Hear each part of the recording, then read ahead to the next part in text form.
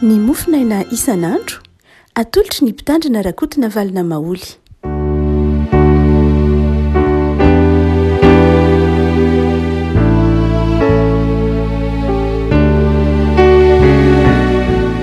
Ampifandrinana no iarabanantsika tratrity alarobia fa 20 ny volana febroary ity.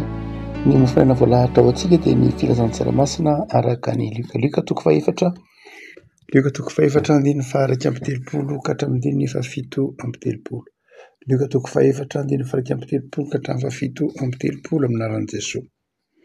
Ary nidina tany Kapernaomy tanàna any Galily Jesosy ka nampianatra ny olona tamin'ny sabata.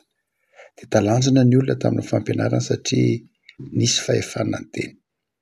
Ary nisy olona tao amin'ny sinagoga izay nanana ny fanahin'ny demony maloto dia niantso tamin'ny feo mahery izy ka nanao hoe indrisy moa mifaninona koa izahay sy ianao Jesosy avy any Nazareta, avy handingana anay va ianao? Fantatro fa ilay mason'Andriamanitra ianao.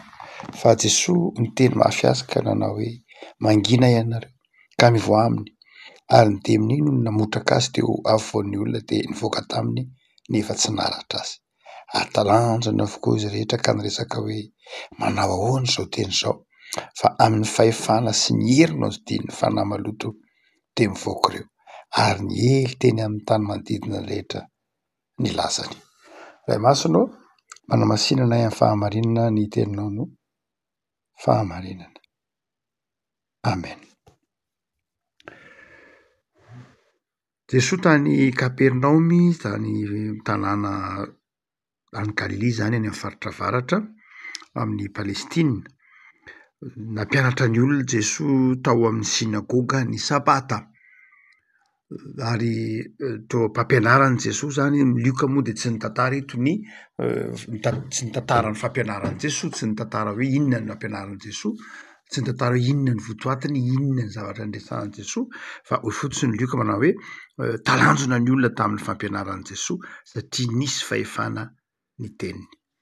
Dia ino moa ilay fahefana? Ilay fahefana ange Jesosy raby fandraisan'ny olona azy, mpampianatra, fa ny raby mahazatra ny olona amin'ny sinagoga dia matetika ny raby dia mitanisa manazava ny lalàna, manazava ny fotom-pampianarana Jesosy araky ny fampianarany ny raby teo aloha na araky ny fampianarany ny Torah sy ny tahaka izany.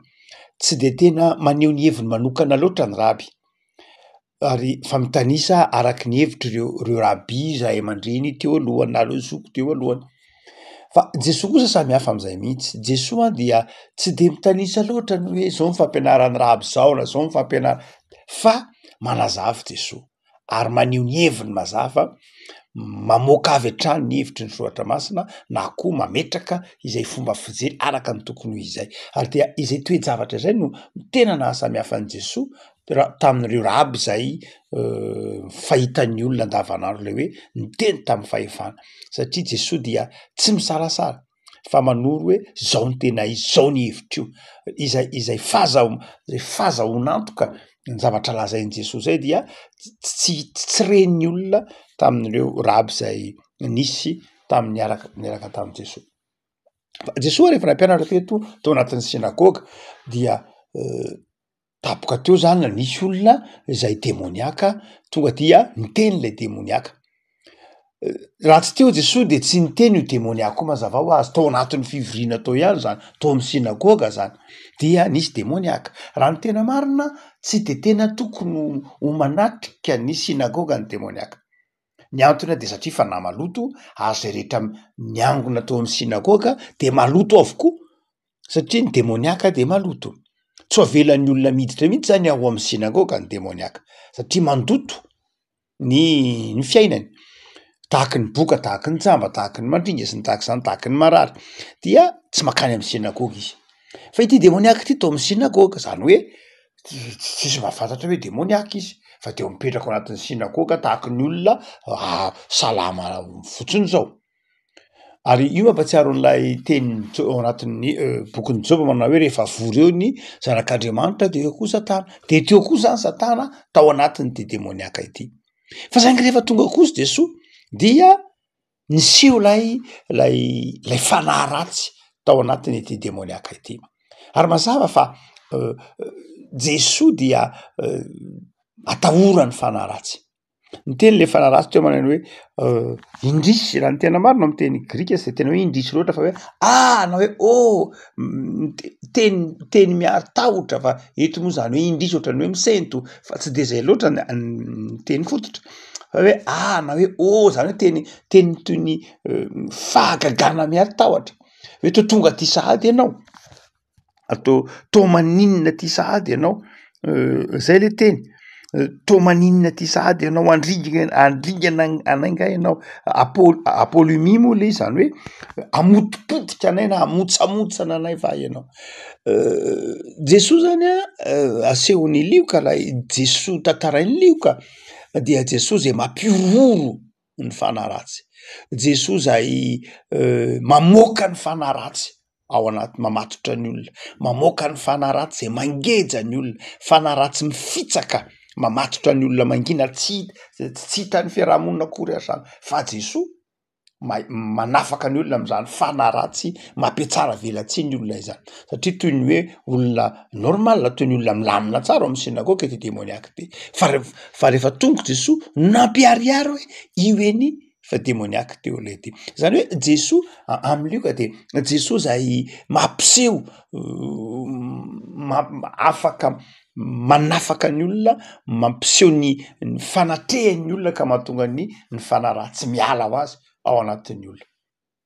Dia io moa le fanaratsy ny antsoantso manao hoe fantatro fa ilay masin'Andriamanitra ianao, fantatro ilay mason'Andriamanitra, ilay masin'Andriamanitra, ilay teny hoe fantatro. Dia milaza matoa teny Oida izy zay milaza hoe fantatra amin'ny alalan'ny fahatsapan-javatra, fantatra amin'ny alalan'ny fahatsapan-javatra. Be de be moa ny teny voambolana hoe fantatra amin'ny teny grika epistoma, be de be zany ireo karazana voambolana zay fiteny hoe fantatra, fa ny teny hoe fantatra eto izay asehoan'ny lioka dia fantatra amin'ny alalan'ny hoe amin'ny alalan'ny jeren'ny maso, jerena ivelany. Fa misy fahalalana ateraky ny fitsapany, ateraky ny fahazavan-tsaina, misy fahalalana ateraky ny reo varavarana 5, ny maso, ny sofina, ny fahatsapana sy ny sisa.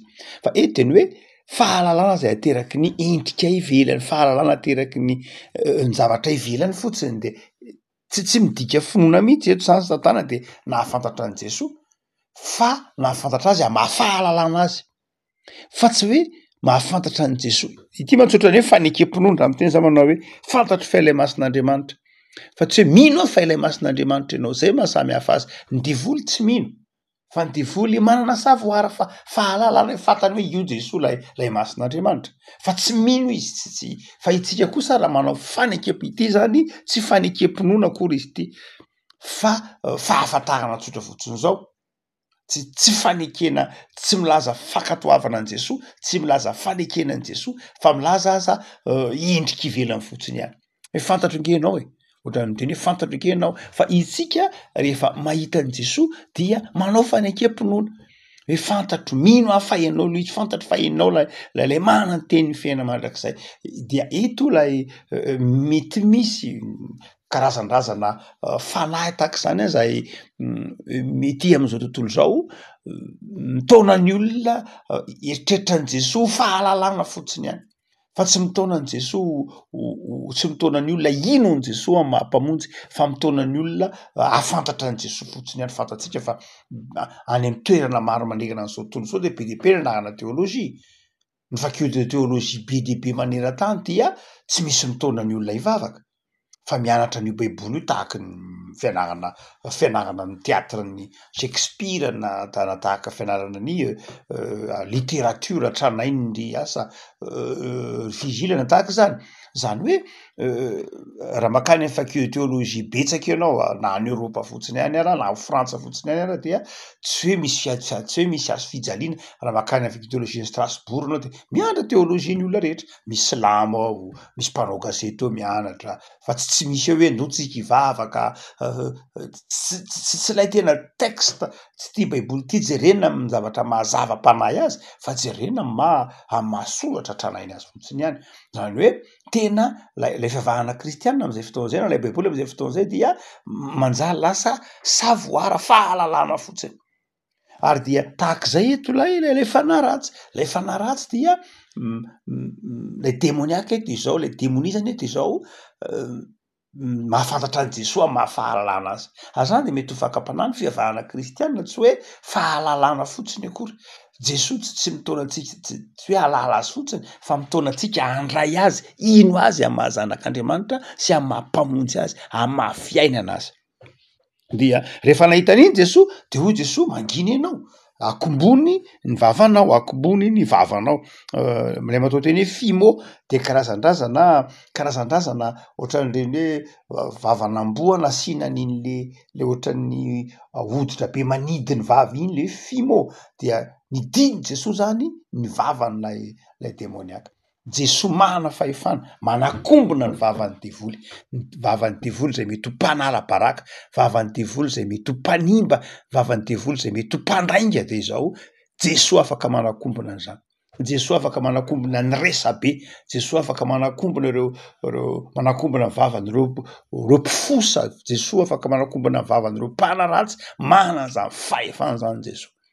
Zay le teny hoe fimo mana fahefana zay manidy mihitsy ary manakatona ny vava izay manimba ny vava zay mandratra toy izy mantsy an'lay le demoniaka manginy ianao ary tsy vitany hoe manginy ianao fa mivoa aminy.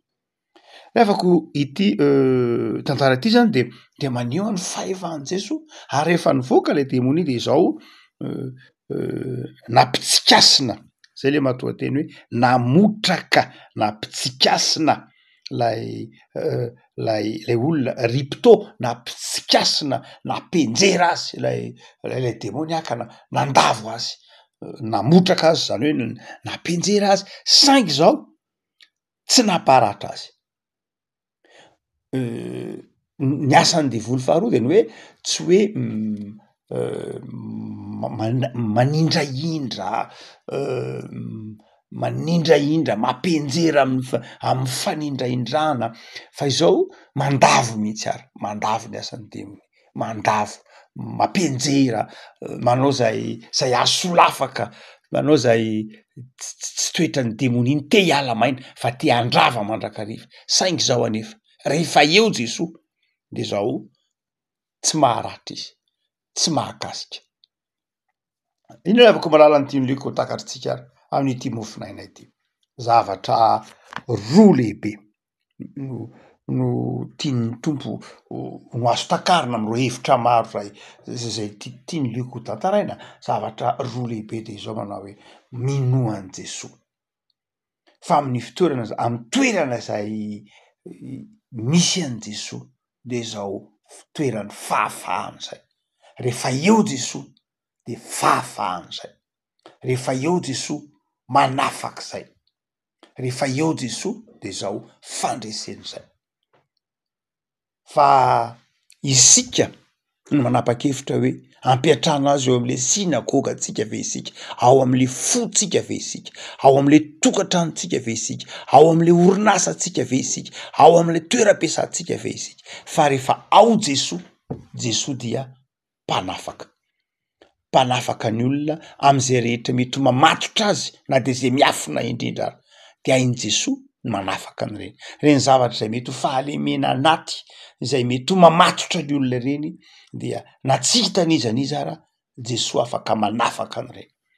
No zany de ny zava-dehibe de tsy ny haben'ny fatorana na ny hamafin'ny fatorana mety mahazo antsika fa na karazan'inona rehefa eo Jesosy manafaka izy. Hoy Jaona manao hoe raha ny zanaka ny manafaka anareo de ho afaka tokoa ianareo. Jesosy any liko de Jesosy any fahafahana. Jesosy manafaka fa tsy Jesoa mangeja ary ny fivavahana kristianina de zany. Fivavahana kristianina tsy fivavahana mamatotra, tsy fivavahana mangeja, tsy zioga ny fivavahana, tsy enta mavesatra ny fivavahana, tsy zavatra tsy zaka ny fivavahana, fa ny fivavahana manafaka, ny fivavahana manasitrana, ny fivavahana tsy manery anao ny fivavahana manafaka ny karazam-patorana anatintsika, ary ny fivavahana de manjary fifaliana, zany hoe vavaka zany de mitondra fifaliana fa tsy zioga akory, tsy fampijalitena, tsy zany ny fivavahana kristianina resahantsika io, fa le zay mahatonga an' Jesoa mirana faly manao hoe mideranao hafana masina, satria ny fivavahana kristianina de fivavahana mitondra fifaliana satria manafaka Jesoa. Fa ny faharoa zay hevim-panahy tiana entina mampahay ao amin'ity tantaran'ny Luka ity dia lay tsy hoe amin'ny toerana zay misy an' Jesoa ihany, fa amin'ny toerana misy an' Jesoa de zao tsy mahakasika atsika lay ratsy, tsy mahasimba ny fiainantsika lay ratsy, na inona mety ho zavatra mety ho herin'lay ratsy de zao rehefa eo Jesoa tsy maharava atsika lay ratsy, tsy maharava te hanala baraka, te hanimba, fa zao tsy maharava atsika izy, tsy maharava ny finoantsika. Indray mantsy ny olona indray isika, satria itsika indray vokatr'ireo karazan-javatra maro samihafa hitantsika amin'ny tambazotra isan-karazany de indray ny devoly indray ohatra ny omentsika hery zany devoly zany nge mafy be zany, indray lasa devoly indray no ohatra ny lasa resahana ny heriny ary misy lolo, ary misy matoto, ary misy mpamosavy sy ny sisa rehetra, io trano misy matoto io aro-dany fa nakana-panandro io, be dehibe ndraindray ny zavatra ataotsika tahaka zany. Andraindray dia adinontsika fa tsika ke manana lay nandresin'ny fahafatesany de Jesoa. Ary de ndraindray lasa toy ny mironany am'ireny finoana zavatra ataotsika hoe karazan-drazana finonom-pony reny ndraindray no resahan'ny kristianina. Adinony hoe Jesoa nge miaraka aminy. Ndraindray tenen'ny olona io trano vao nividinao io nge misy ody ao ambany tohatra ao, misy ody ao ambany tolana ao, misy ody ao nefa io trano vao nividinao io misy vato velona sy ny sisa, aro-dany aloha sikilo zany de hoarodana ve zany le trano, lehibe lavitra noho zay vatona levin'ny olona any am'zoro trano any na zay odina leviny any am'zay vatan-trano any ny finoana ao an' Jesoa. Inona ny olana ao am'zany de ka Jesoa, ka io trano misy matoto, inona ny Jesoa izy de mato amin'ny hazo fijaliana foana Jesoa.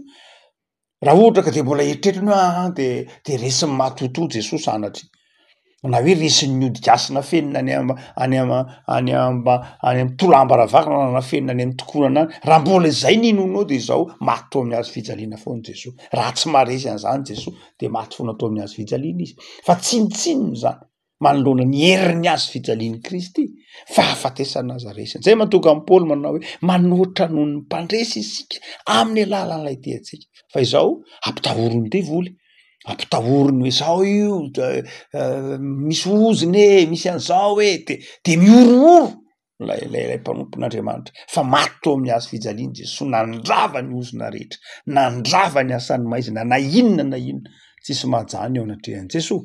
Ary Luka eto miteny hoe manana fahefana mihitsy Jesoa namoaka hoe mivoay ianao taminy, mangina ianao, le fambolana hoe mangina lay hoe ripto, mangina ianao dia milaza aorista, zavatra hoe tsy mana fahefana Jesoa zay zavatra tsy mitsitsitsy tonga dia manatsaka Andriamanitra fotsiny hoe mangina ianao, teny amin'ny fahefana. Havako tsy manana fahefana handravanao zany lay ratsy, aza manaiky ampitahoran'lay ratsy fa efa manana an' Jesoa anao, ataovy azonao antoka fotsiny fa ao aminao Jesoa, ataovy azonao antoka fa tia azy ianao, ataovy azonao antoka fa eo akaikinao izy. De hoy Paoly manao hoe iza ny ampangany olo mofidin'Andriamanitra, Andriamanitra ny manamarina azy. Kristy Jesoa no efa maty, eny nitsangana tamin'ny maty azy, ka tsy omen'Andriamanitra maimaim-poana miaraka amin'ny Jesoa ve ny zavatra rehetra, no zany de matoky an' Jesoa. Vavaksika tompo ao misaotra anao zay noho ny amin'ny zay mampianatra anay atoky ny fahefanao sy ny herinao. mampianatra anay atoky fa ny Andriamanitra ahy de Andriamanitra mahery, manafaka, mamonjy, manasitrana, miaro sy miatra. Dia taio ny tontolo andronay an'io Jesoa, tehirizo zahay, arovo zahay, ary ampitoero amin'ny fitiavana sy ny fahatokinanao Andriamanitra n'aiza le anay. De taio zahay ary oko tsapan'izay rehetra mifanerasera aminay fa anao zahay. Taio ny tokantrano tsirairay Jesoa, taio ireo mananady am-panahy, ampaherezo. Metraka ity tontolo andro teo ambany fitahinao zahay, ho tontolo andro ny fandresena, ho tontolo andro ny fifaliana, ho tontolo andro ny fiadanana. Saotra Jesoa. Amen.